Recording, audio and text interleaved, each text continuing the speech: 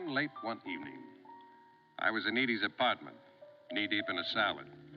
And Edie was wandering around looking like a girl and making the place smell nice. Hi. Hi. Too much Parmesan. There's no such thing as too much Parmesan. Besides, you're supposed to be relaxing. I do it better near you.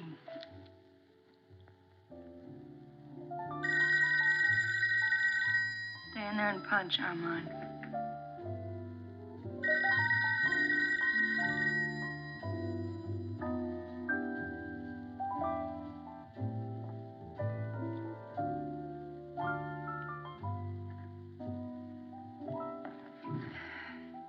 You have a visitor on the way up. How do you know I was here? How do you know it wasn't a her? Because you'd come back like Nanak of the North and freeze the vegetables. Pepper. Pepper. Time? Time. Basil? Basil. Basil? Basil. Salt. Salt. Do you get the feeling we should be wearing surgical masks?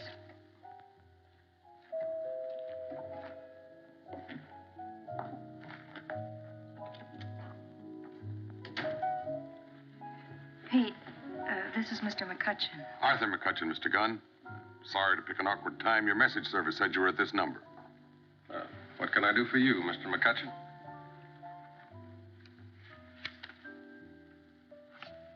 I guess there's something we can do for each other. I guess I better go powder my face. I feel like there's egg on it. Won't you sit down, Mr. McCutchen? Thank you. This is quite a bit of money. Plus that much again when the job's completed. And the job is? All in good time. This is a fine time. $1,000 is a lot of money, unless it buys $2,000 worth of trouble. Try this, then. I'm not your employer. I'm to take you to him. When you find out what the job is, you can turn it down and keep that, or name a new figure. And if I don't like the job under any condition? You'll have dinner an hour later and be $1,000 richer.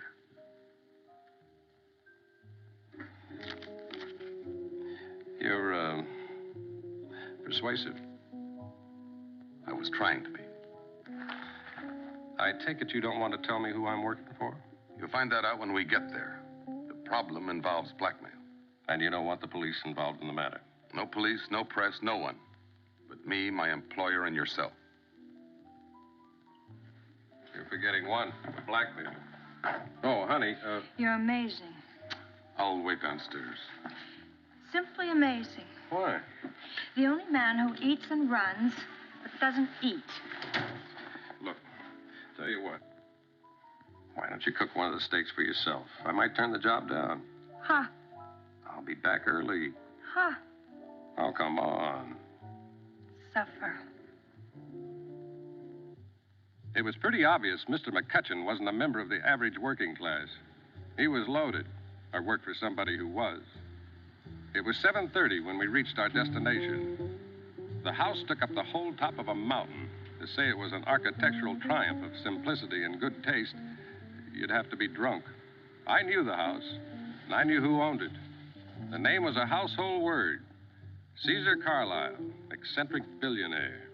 Owned a 100,000-acre ranch in Arizona where he kept a swimming pool filled with catfish. Caesar Carlile, omnipotent head of one of the world's largest industrial empires. Do you know where you are? I think so. You're going to meet Caesar Carlile. Well, there's nothing like stepping up in class. Oh, one thing. After I introduce you, you'll go to the far end of the study where you'll find a phone. The rest of your conversation with Mr. Carlile will be on the phone. I don't think I understand.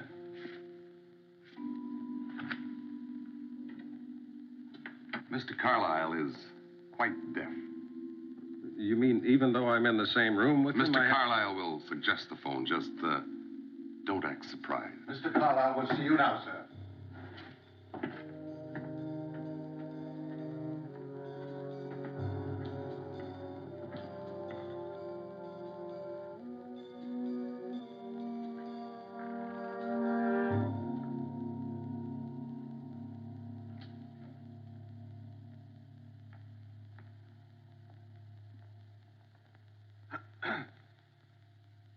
Mr. Carlile. Mr. Carlile. Mr. Gunn. How do you do?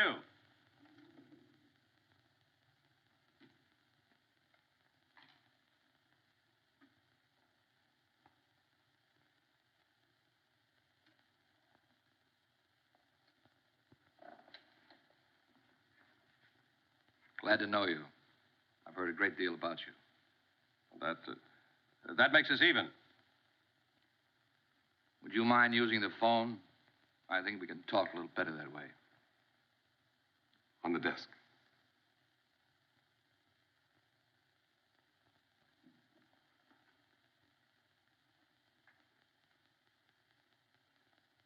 Dial 9, Mr. Gunn.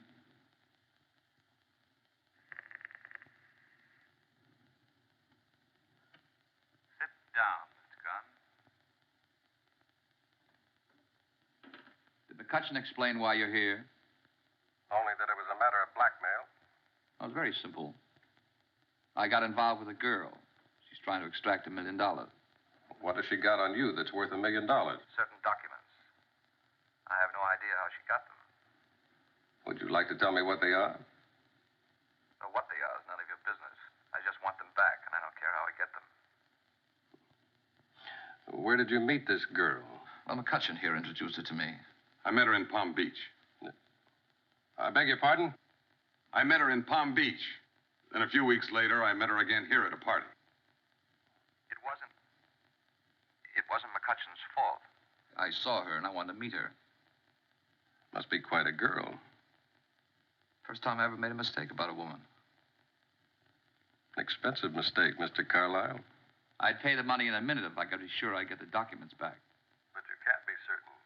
She might return the originals, but she could have had photostats made. Exactly. Now it's up to you. Well, I made a deal with Mr. McCutchen. If I didn't like the job, I could quit at any time or ask for more money.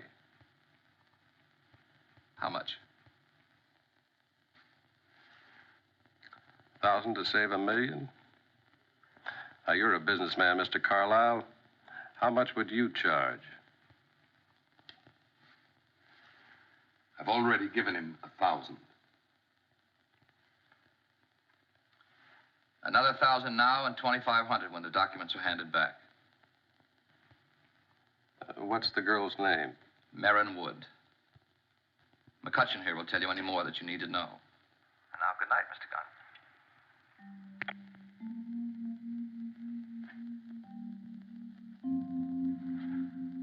And that was it. As I hung up, I wondered how any woman could blackmail a man who did all of his talking on the phone.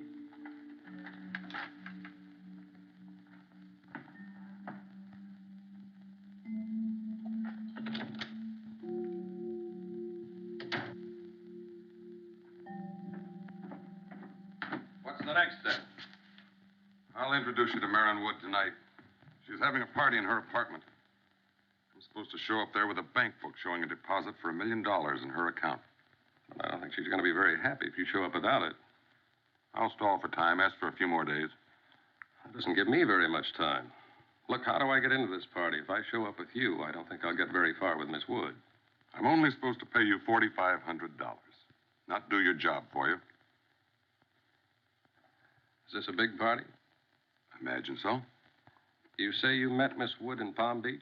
That's right. What was she doing there? Said she was on a vacation. She get around much?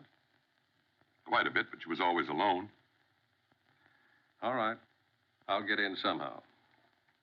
Oh, I'll introduce you as a casual friend. From Palm Beach? That's right. Look, now that you don't have to do my work for me, suppose you give me the rest of my down payment.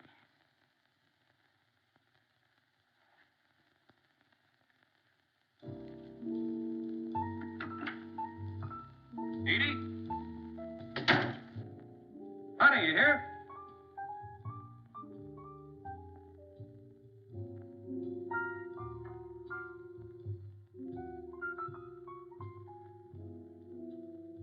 I ate all the dinner.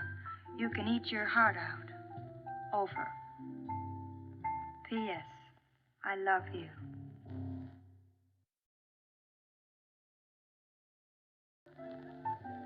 Marin Wood lived a block south of the park, in a respectable neighborhood where some alcoholic usually rolls up the sidewalks promptly at 4 a.m.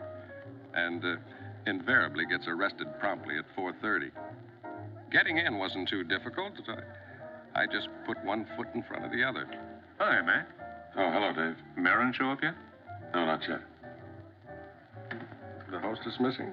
Nobody seems to know where she is. When I got here, there were already 10 or 15 guests. You take a look around? I looked everywhere, even in the bathtub. What about the documents? I didn't have a chance to look for them. Why don't you see what you can do? If Marin shows up, I'll let you know. Do that.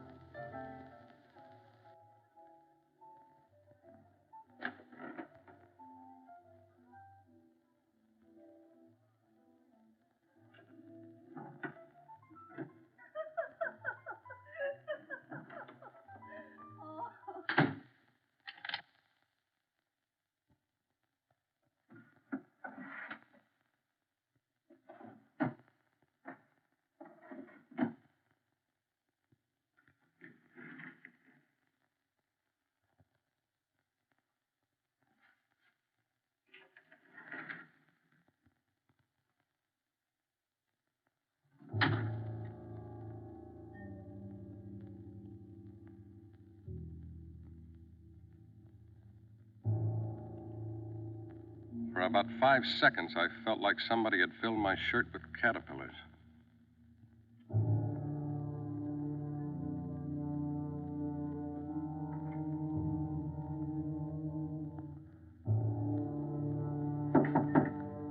Gunn. Are you in there?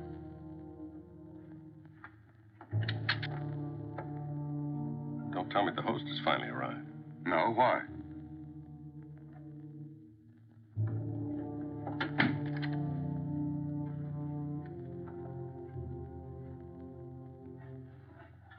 Then we won't have to find out who that is. Or was. It is Marin. I found her in there, strangled. I'd say she's been dead about an hour.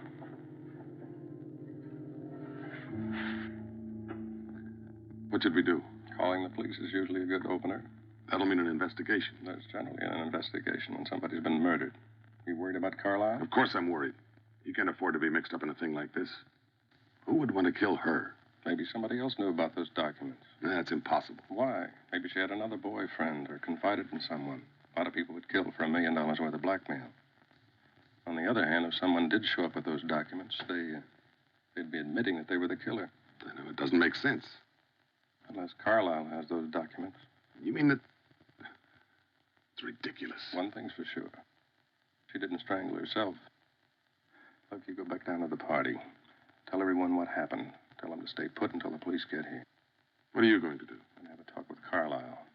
Now, if the police ask where I am, don't tell them unless someone happens to remember. Why not? Well, they could question them for hours. Give me time to look around. You can't get out of here without anyone seeing you. Well, I can give it a try.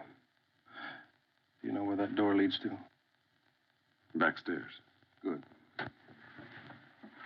McCutchen, whatever you do, don't call Carlile and tell him about this.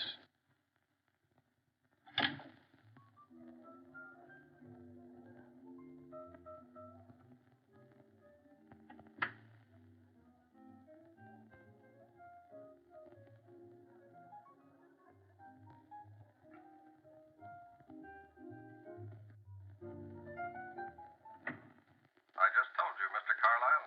Somebody broke her neck. What about the documents? I thought you might know about that. Gunn, I don't think you understand why you were hired. The single fact of Marin's death doesn't concern me in the least. The fact that there will be an investigation and I'll probably be involved is relatively unimportant. I don't like it, but I can handle it. But the fact that does concern me is that I paid you a big fee, and I want those contracts back. Maybe you should consider the possibility that someone killed Marin Wood to get those documents. I am not concerned with why. I'm only concerned with getting the documents back, and quick.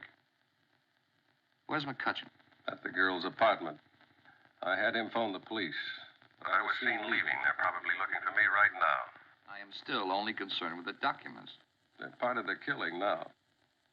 Mr. Carlile, where were you from 8 o'clock on? Mr. Gunn, you're working for me. I don't have to answer to you. Marion Wood had been dead for over an hour when I found her. If you don't answer to me, you'll have to answer to someone. I'm only trying to help. I was here all evening. I can prove it. About McCutchen, do you trust him? Completely. Does he live here with you? No, he lives over on Shadow Hill. What's that address? Why? Right now, I don't have very much to go on. I have to start someplace. I can't go back to the party. The police are there. They'll probably be here before long. 1211 Haven Drive. What do you want me to tell the police when they arrive? Tell them the truth. Tell them I'm working for you. They may not be very happy about that, but tell them. I'll get back to you.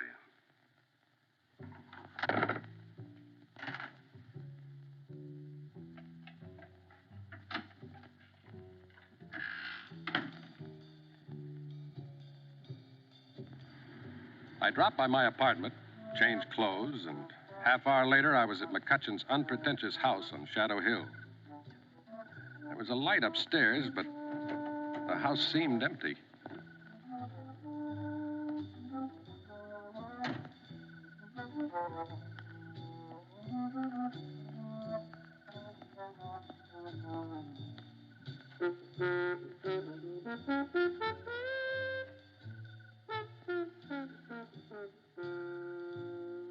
The window had been jimmied, so it followed whoever was inside wasn't supposed to be inside. I decided one more potential burglar wouldn't make much difference. So in I went.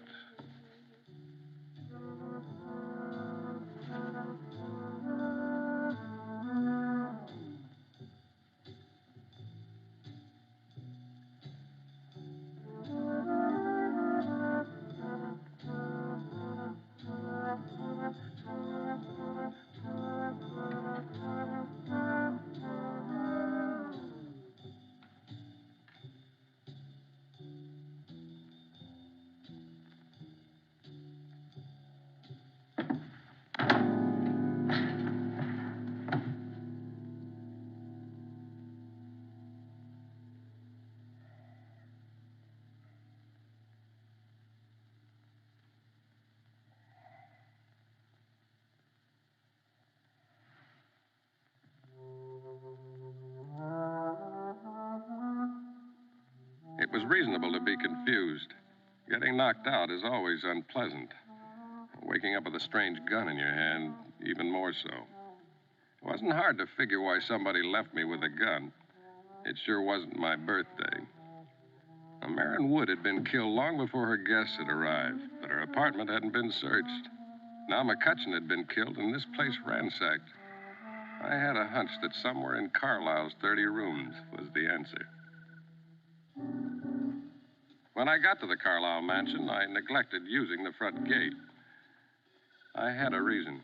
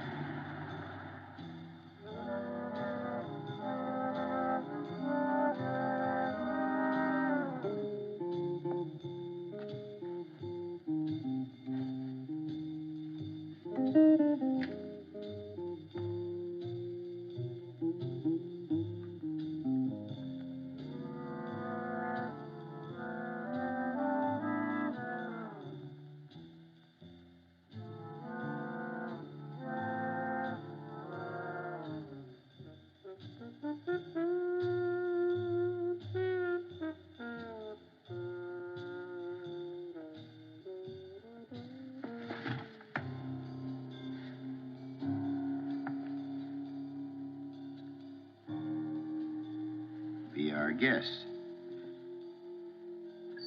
Come in, Mr. Gunn. Come in, make yourself comfortable. I was expecting you. All right, Schooner. Take him over to the telephone. I think he's got something to say.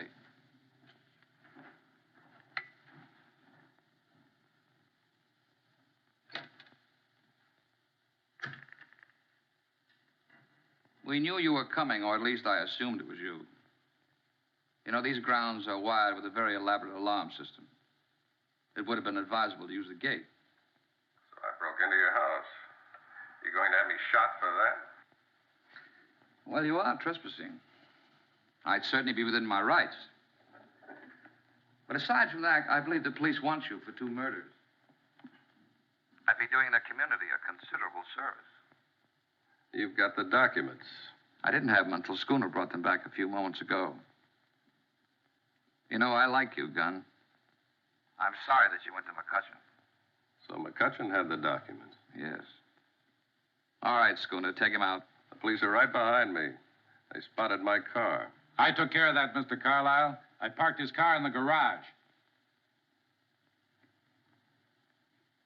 Sorry. Then who was that just drove away? That was Schooner. He went down the driveway a few yards and then turned around and came back. We didn't want to scare you off. So he killed McCutchen. Yes? And Marin Wood? No, I take credit for that. I'm sorry I spoiled that party. So McCutchen planned the whole thing. Stole the documents and introduced you to the girl. Not quite.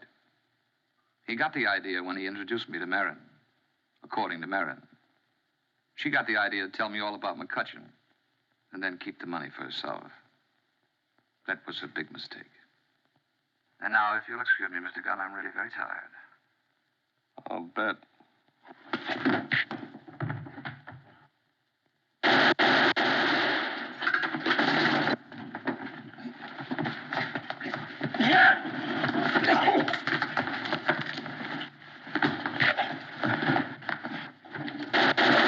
Right there.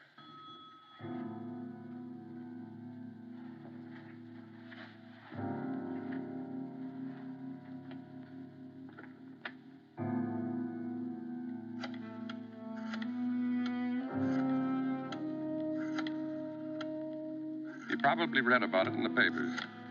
They found the documents and the blackmail letters in Carlile's safe. The documents will put a lot of big businessmen in front of a grand jury. And Carlile's confession will probably get him life. Or death. Lieutenant Jacoby, please.